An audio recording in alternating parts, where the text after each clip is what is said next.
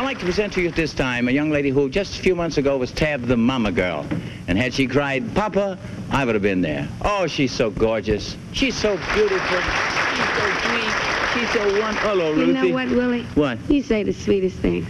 She embodied soul, style, and grace. She possessed a signature sound in her voice unlike any other blues singer of her day.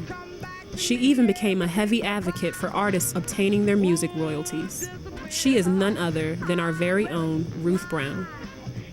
Born as Ruth Weston on January 12, 1928 in Portsmouth, Virginia, Ruth Brown, the eldest of 7 children, honed her passion for singing in her father's church choir. Much to the disdain of her father, Ruth began participating in local USO talent shows while still a high school student at IC Norcom. She basically started singing here at the USO clubs and everything like that. My father was choir director at the church, and he didn't really want my sister to do secular music. So in order to sing secular music, she had to make her mind to leave home. But she never ever forgot Portsmouth. She always talked about Portsmouth, and she always talked about even moving back here. But I think she had a major influence on the music in this area, because I think at one time she was the biggest star out of this area, so everybody wanted to follow that dream to Ruth Brown, or that path to Ruth Brown, set from this Tidewater area to influence them to go out on the road and try to make it. Ruth ran away to Washington, D.C. and began making a name for herself in the nightclub circuit. However, it wasn't until a chance meeting with Blanche and Cab Calloway that her career appeared to be going to the next level. In fact, it was Cab who helped her score an audition with the founder of Atlantic Records. She enjoyed a string of top hits in the 40s and 50s, including So Long, Mama, He Treats Your Daughter Mean, and Teardrops from My Eyes. Baby, won't you hurry, 'cause I miss you so, and it's raining, teardrops from my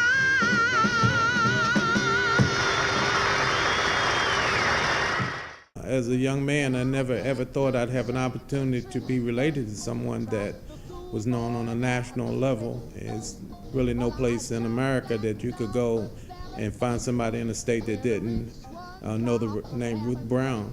In my early life, as soon as I got to elementary school and people found out I was Ruth Brown's brother, everybody expected me to have talent. So they were asking me to sing and dance and all that stuff, and I couldn't do anything, but it's really great to be her brother.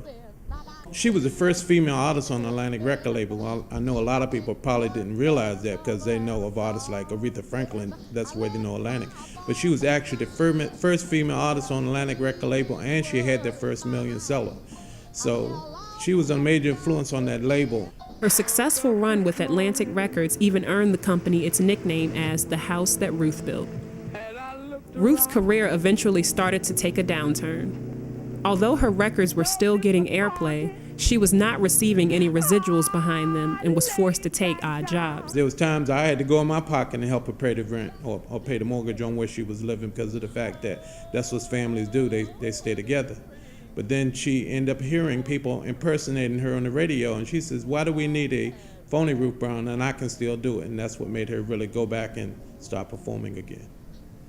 In the late 70s, she reunited with her longtime friend, comedian Red Fox.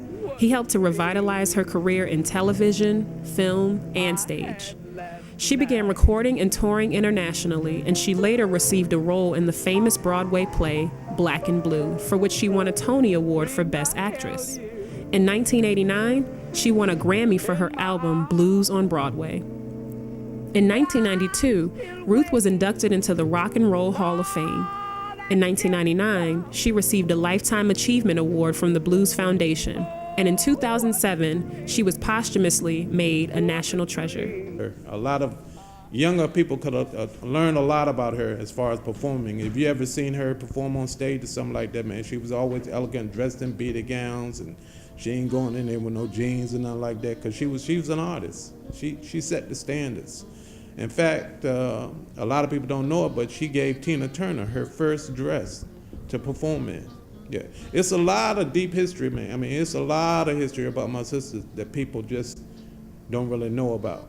You know, when people first found out she passed the course, there was a big influx of people wanting to buy her music and see stuff of her. But being she came along as an early artist, there's not a lot of video footage and things like that where people can really see. There's some early black and whites that you can go up on YouTube and see of her performing and stuff like that.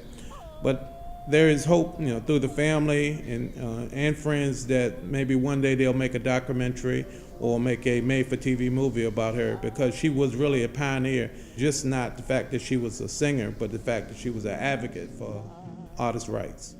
Her legend still resonates in music today. Her signature teardrop voice has often been imitated. Without a doubt, Brown lived up to her nickname as Miss Rhythm.